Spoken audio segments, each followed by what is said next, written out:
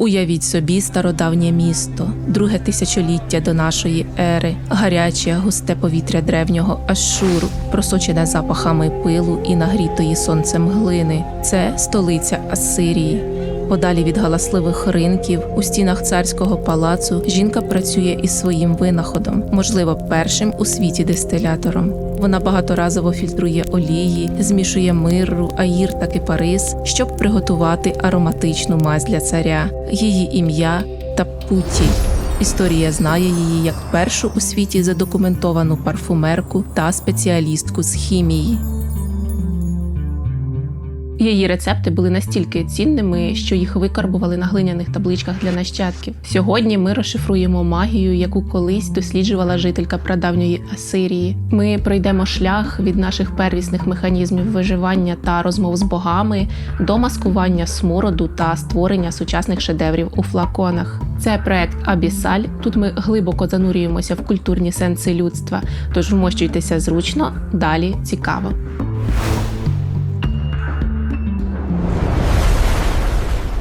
Щоб зрозуміти магію ароматів, треба подивитися на нашу анатомію. Нюхова цибулина – це унікальна частина сенсорної системи. Вона має прямі нейронні зв'язки з мигдалеподібним тілом, що відповідає за емоції, та гіпокампом, що відповідає за пам'ять. Жоден інший орган чуття не має такого прямого і швидкого доступу до наших спогадів. І саме тому аромат бабусиних страв, новорічних мандаринів чи сирої землі після дощу швидко і без попередження відкидає нас у дитинство. Це називається феномен Пруста, на честь французького письменника, який у своєму романі «У пошуках втраченого часу» описує процес згадування героям подій життя за допомогою запахів. Але природа створила цей механізм не для ностальгії. Це один із наших способів виживання як виду.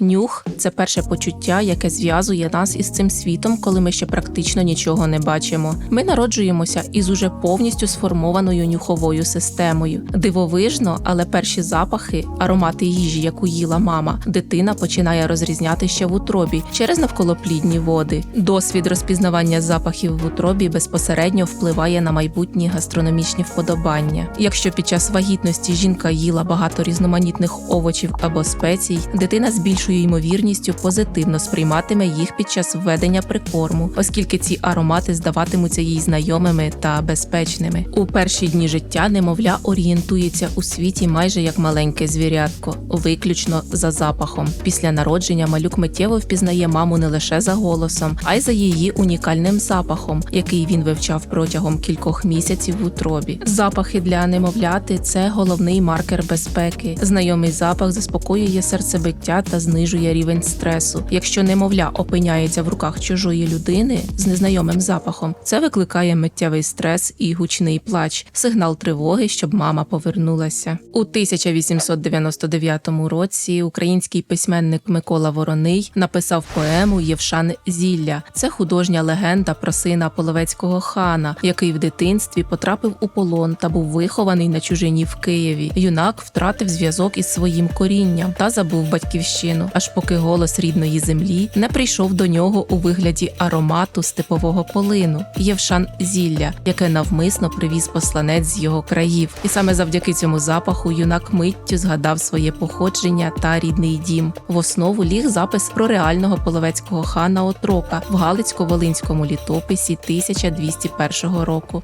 А поема Миколи Вороного стала символом повернення до власної ідентичності і чудово ілюструє те, що називають феноменом Пруста. Але повернемося до науки. Порівняно з деякими савцями, нюх людини – це просто демоверсія. Слони своїм хоботом здатні винюхати підземні джерела води за кілометри від себе та за запахом розрізняти людей з різних племен. У ведмедів ніс працює на величезні дистанції. Він дозволяє відчути здобич за десятки кілометрів або крізь кілька метрів суцільного льоду. Свині завдяки надчутливому п'ятачку сканують ґрунт і легко знаходять заховані глибоко під землею гриби-трюфелі або інші ласощі. Крихітний ніс пацюка настільки чудово розпізнає молекули запахів, що вони здатні безпомилково знаходити закопані міни та навіть винюхувати хвороби у людей. У собак ніс влаштований таким чином, щоб не втрачати запах під час дихання. Саме це робить їх ідеальними пошуковцями. Вони здатні йти за слідом протягом тривалого часу. Люди таким похвалитися не можуть. Еволюція пішла на своєрідний компроміс. Вона приглушила наш нюх, але натомість винагородила гострим зором і потужним інтелектом. Ми компенсували цю втрату творчістю. Завдяки науці ми навчилися самостійно відтворювати, синтезувати та зберігати запахи у флаконах. Люди навчилися створювати аромати морського бризу, свіжого озону після грози чи запах чистоти. У природі немає ефірної олії дощу чи морської піни. Їх неможливо вичавити з води, та ми можемо це зробити завдяки опануванню науки. Парфумери навчилися синтезувати аромати квітів, які при зрізанні не віддають свій запах, як, наприклад, конвалія. Собака має геніальний ніс, але вона ніколи не зможе оцінити концептуальний запах парфумів, який, наприклад, розповідає про парижський вечір чи смарагдовий ліс. Тварини живуть у світі реальних запахів, а людина створила світ ароматичних метафор. І це дивовижно. Аромати нерозривно пов'язані з релігійними практиками. Запах – це єдине явище, яке ідеально ілюструє концепцію душі або божества. Ви не можете торкнутися аромату, ви не можете його побачити чи зловити, але ви відчуваєте його абсолютну, всеосяжну владу над собою. Наші уявлення про божественне і демонічне тісно переплетені з базовими механізмами виживання. Приємні запахи у дикій природі завжди сигналізували про безпеку, наявність чистої води, їжі та відсутність хвороб. Для давньої людини місце, яке гарно пахне, було фізично безпечним. Цей біологічний комфорт мозок інтерпретував як благодать. Неприємні запахи, такі як гниття, сірководень, хворобливі запахи, кричали про смертельну небезпеку. Тому сморід у всіх культурах став асоціюватися з розпадом, пеклом і демонічними сутностями. Храмові аромати допомагають подолати межу між буденним і сакральним завдяки специфічній анатомії нашого мозку та хімічному складу самих ароматичних речовин. Ритуальні пахощі містять смоли, які фізично впливають на нервову систему. Найвідоміший приклад – смола босвелії, більш відома як ладан. Вона містить ацетат інсенсола, речовину, яка при вдиханні викликає відчуття тепла, суттєво знижує рівень тривожності та діє як легкий антидепресант. А головна активна речовина ефірної олії сандалового дерева – альфа-санталол, діє на нервову систему взагалі унікально. Вдихання сандалу стрімко заспокоює мозок. Зазвичай сильне розслаблення веде до засинання, але альфа-санталол одночасно підтримує легке збудження в когнітивних центрах. Фізично тіло розслабляється, падає пульс, знижується тиск. Але свідомість залишається в тонусі. Саме тому сандал довгий час є головним ароматом буддизму та індуїзму. Він допомагає монахам годинами сидіти в медитації. Тіло не відчуває напруги, але розум не провалюється в сон. Мирра – це смола дерева роду каміфора. Вона є потужним антисептиком. У стародавньому світі мирра асоціювалася із смертю, жертовністю та переходом у потойбіччя. Саме нею бальзамували мумій у Єгипті. Обкурювання храмів миррою мало не лише містичний, але й цілком практичний санітарний ефект, адже в натовпі легко поширювалися хвороби. Специфічний запах, який людина чує лише в храмі, працює як нейронний якір. Мозок розуміє, ми в іншому просторі, час уповільнитися і зануритися всередину себе. Релігія завжди мала об'єднувати громаду. Коли сотні людей збираються в храмі, їхні думки та емоції хаотичні. Але варто запалити ладан, сандал чи мирру, і внаслідок впливу цих смол на лімбічну систему мозку натовп починає відчувати спільну емоцію. Схід був безперечним лідером і монополістом у парфумерному мистецтві протягом аж 4000 років. Європа перехопила цю естафету лише у епоху відродження. Аж до 14 століття Захід не мав ані належних технологій дистиляції, ані сировини, купуючи все це у східних купців за шалені гроші. Слово «парфуми» – «перфумум» – через дим придумали римляни. Але саму науку створив Схід. Стародавній Єгипет ще з 3-го тисячоліття до нашої ери використовує аромати як засіб безсмертя та спілкування з богами. Єгиптяни вірили, що боги фізично випромінюють пахощі і намагалися наблизитися до них. Тому бальзамували тіла своїх померлих з додаванням ароматичних сумішей. Фізичні залишки пахощів знаходять у гробницях, яким понад 5000 років. Цікавим історичним фактом є використання ароматних конусів жиру, які єгипетська знать носила на головах під час банкетів. Запашний жир танув від тепла і розповсюджувався на все тіло. Асирійці першими винайшли екстракцію запахів. Як ми вже згадували, у другому тисячолітті до нашої ери там виникають перші примітивні апарати для дистиляції та фільтрації. Паралельно в другому тисячолітті до нашої ери починає формуватися аюрведична традиція. Древня Індія стає головним світовим центром вирощування сандалу, жасмину та пачулі. У ведичній традиції запахи ніколи не вважалися просто естетичним доповненням. Згідно цієї філософії, всесвіт складається з 5 першоелементів – ефіру, повітря, вогню, води та землі. Кожен елемент пов'язаний із певним органом чуття. Запах є унікальною властивістю елемента землі. Саме тому в системі чакр нюх нерозривно пов'язаний з Муладхарою, найнижчою корневою чакрою, яка відповідає за виживання та зв'язок з матеріальним світом. У Бхагавад-гіті, яка є квінтесенцією ведичної думки, творець каже: «Я – початковий чистий аромат землі». Аюрведа використовує запахи як повноцінні ліки, що проникають у тіло без процесу травлення. Веди вчили, що оточуючи себе благочестивими ароматами, людина буквально покращує свою долю, очищує карму і робить свій розум придатним для пізнання істини. В епоху античності запахи все частіше стають інструментом статусу, гігієни та задоволення і широко використовуються поза межами релігії. З 8 по 2 століття до нашої ери греки першими почали масово використовувати парфуми не лише для богів.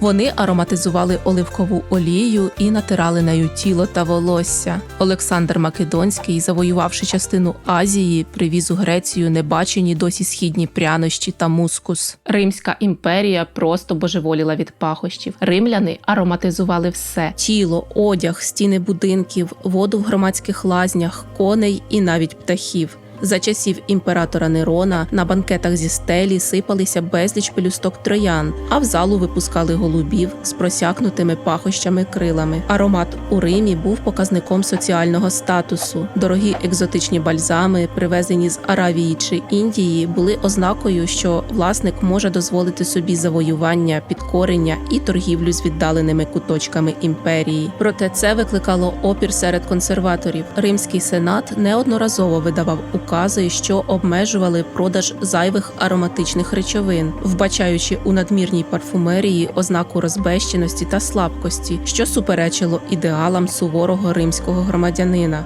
Після падіння Римської імперії у 1-2 столітті нашої ери раннє християнство оголошує парфуми гріховними, плотськими і пов'язаними з язичництвом. До речі, сьогодні запах ладану асоціюється із православним християнським храмом, але так було не завжди. Якби ви зайшли на таємне зібрання перших християн у 2 столітті і спробували запалити там смолу, вас би наймовірніше з ганьбою вигнали. Протягом перших 300 років свого існування християнство категорично і принципово відкидало використання пахощів. У Римській імперії спалювання ладану було не лише релігійним актом, а й державним тестом на лояльність. Кожен громадянин мусив підійти до статуї імператора і кинути дрібку ладану на розпечене вугілля, як визначення його божественності. Для християн це було абсолютним табу – ідолопоклонством. Саме через відмову палити ладан перед статуями перших християн масово страчували. Тому для раннього християнина запах ладану асоціювався не зі святістю, а з язичницькими храмами, катівнями та смертю братів і сестер по вірі. Як же ж тоді ладан потрапив до церкви і став її головним символом? Це відбулося не через богослов'я, а через практичну потребу та зміну державного статусу. Імператор Константин легалізує християнство. Християни виходять із підпілля і починають будувати величезні базиліки. Виникає суто практична проблема. Коли в закритому приміщенні збирається тисячі людей, повітря стає нестерпним. Ладан починають палити просто як санітарний засіб та дезодорант. Згодом теологи остаточно скасують язичницьке минуле ладану. Дим починає офіційно символізувати видиму присутність Святого Духа, а його підняття вгору – душі та молитви, що летять до небес.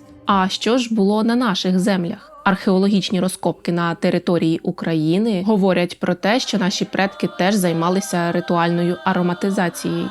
Доказом цього є глиняні курильниці. У них знаходять хімічні залишки обвуглених рослин. Аналіз показує, що там, ймовірно, спалювали хвою чи ялівець. В X столітті Київська Русь приймає християнство. Збереглись середньовічні тексти, в яких священники буквально сварять людей за те, що вони займаються обкурюванням травами. Вони обурюються, що жінки замість того, щоб іти до церкви, спалюють зілля над хворими дітьми, обкурюють худобу та посипають хату попелом від трав. Завдяки цим церковним заборонам ми точно знаємо, обкурювання було масовим, побутовим і дуже стійким дохристиянським ритуалом. З часом магія трав перейшла у теплі купелі, дубові скрині та святкові вінки з букетами. Народження дитини обов'язково освячувалося ароматами. Дівчаток купали у відварах любистку, ромашки та калини, а хлопчиків у чебреці та дубовому листі. Дорослі люди обов'язково ополіскували волосся відварами трав, а ще жували м'яту для свіжого дихання. Між сорочками, полотнами та рушниками дбайливо розкладали гілочки сушеної м'яти, васильок, солодковатого буркуну, материнки та чорнобривців. Це була практична магія, захист тканин від молі і справжня парфумерія. Одяг просочувався і випромінював природній аромат. Дівчата вплітали пахучі квіти у вінки. Також в давнину на території сучасної України існував звичай стелити долівки хат запашними травами. Це, до речі, колись дуже здивувало сирійського мандрівника архідиякона Павла Алепського. Він мандрував до Московського царства з Дамаску і їхав через наші землі, які в своєму щоденнику називає країною козаків. Це було в 1654-1656 роках. Павло Алепський був приємно здивований вибіленими ззовні і зсередини козацькими хатами та трав'яними ароматами в них, а також відсутністю запаху тварин і охайністю місцевих мешканців. Але давайте повернемося до парфумів. Арабський світ та Персія з 8 по 13 століття стають лідерами епохи. У цей час Схід робить гігантський науковий стрибок. В 9 столітті арабський філософ і хімік Аль-Кінді написав книгу хімії парфумів і дистиляцій. Він задокументував понад 100 рецептів ароматних олій і мазей. А в 11 столітті перський геній Ібн Сіна, також відомий як Авіценна, здійснив революцію. Він винайшов змійовик для охолодження під час дистиляції. Це дозволило отримувати чисті ефірні олії з квітів. Його творіння, знаменита трояндова вода, миттєво стала головним експортним товаром Сходу. Паралельний розвиток культури пахощів відбувається і в Азії. Наприклад, в Японії формується кодо – високе мистецтво слухання запахів, коли спалюють рідкісні породи дерева, такі як алойне чи агарове. З 11 по 13 століття Європа здійснює серію хрестових походів на схід. Хрестоносці, повертаючись із Близького Сходу, привозять до Європи арабські олійні парфуми, запашне мило, прянощі та головне – секрет дистиляції. Оскільки імпортувати мило з Сирії було дорого, європейці почали робити своє, замінивши лаврову олію на доступніші інгредієнти. Вже у 12-13 століттях виникають гільдії миловарів у регіонах, де було багато оливкових дерев. Так з'являється знамените кастильське мило в Іспанії, венеціанське мило та легендарне марсельське мило у Франції. Захід застосовує східні знання для створення абсолютно нового продукту – рідких парфумів на основі спирту. У 1370 році було створено так звану угорську воду – перші у світі сучасні парфуми на основі спирту, створені для угорської королеви Єлизавети. Масова культура часто змальовує середньовіччя як епоху тотального бруду. Насправді, найбруднішим періодом Європи були омріяні кінематографом 16, 17 та 18 століття, періоди відродження бароко та рококо. У 13-14 століттях майже кожне європейське місто мало громадські лазні. Наприклад, у Парижі наприкінці 13 століття офіційно працювало 26 публічних лазень, які щодня закликали відвідувачів криками на вулицях. У середньовічних містах похід до лазні був нормою. Люди милися, їли просто у воді, грали на музичних інструментах і спілкувалися. У середині 14 століття Європу накриває чорна смерть – чума, а наприкінці 15 століття з Америки привозять сифіліс. Лікарі епохи відродження створюють міазматичну теорію. Вони помилково доходять висновку, що гаряча вода розширює пори на шкірі, через які в організм проникає зараза. заразне повітря – міазми. Купання офіційно визнається небезпечним для життя. Лазні масово закриваються по всій Європі. Настає епоха, яку ми візуально асоціюємо з розкішшю та естетикою, але яка була неприємна з точки зору запаху. Індикатором чистоти стало не вимите тіло, а білосніжна ляна сорочка. Вважалося, що льон фізично витягує і вбирає з тіла бруд і піт. Заможні аристократи могли міняти сорочки по 3-5 разів на день, але при цьому не торкалися води. Тіло просто обтирали сухою тканиною або губкою, змоченою в оцті чи спиртових пахучих настоянках. Волосся посипали пудрою. Людовік XIV мав у своїх покоях розкішну ванну кімнату, побудовану в римському стилі, але користувався нею за призначенням рідко, лише за порадою лікарів, щоб розслабити м'язи. Саме через відсутність купання з'явилася гостра потреба у важких парфумах. Але щоб парфум давав стійкий аромат,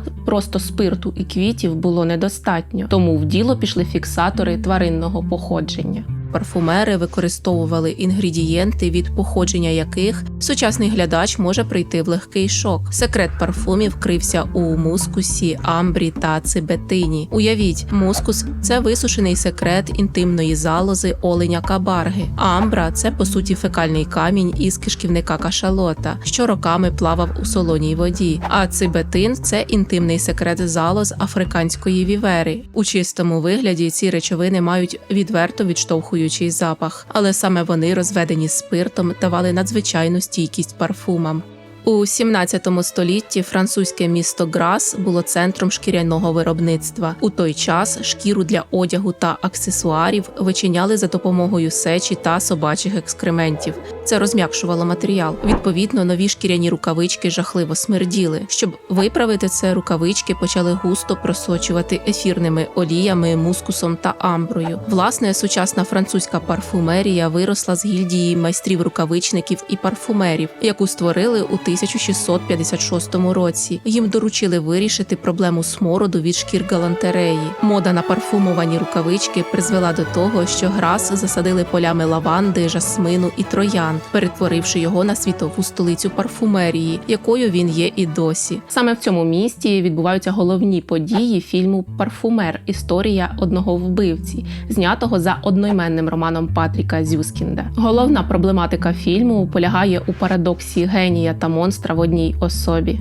Справжня парфумерна революція відбулася у 1868 році, коли англійські хіміки вперше синтезують кумарин, який нагадує запах свіжоскошеної трави. А в 1882 році з'являється ванілін. Створення штучних молекул означало, що парфумери більше не обмежені природою. Це здешевило виробництво і перетворило парфумерію на глобальну багатомільярдну індустрію. У 1921 році славнозвісна Коко Шанель разом із парфумером Ернестом Бо здійснила ще одну революцію, вперше зробивши ставку на альдегіди – синтетичні сполуки, які підсилюють звучання інших нот і надають аромату стерильної абстрактної чистоти. Це була перша парфумерна конструкція, а не просто квіткова есенція. Шанель перетворила жіночі парфуми на складний витвір мистецтва. Флакон її аромату Шанель номер 5, лаконічний, строгий, без жодного зайвого завитка, став маніфестом нового часу та символом епохи.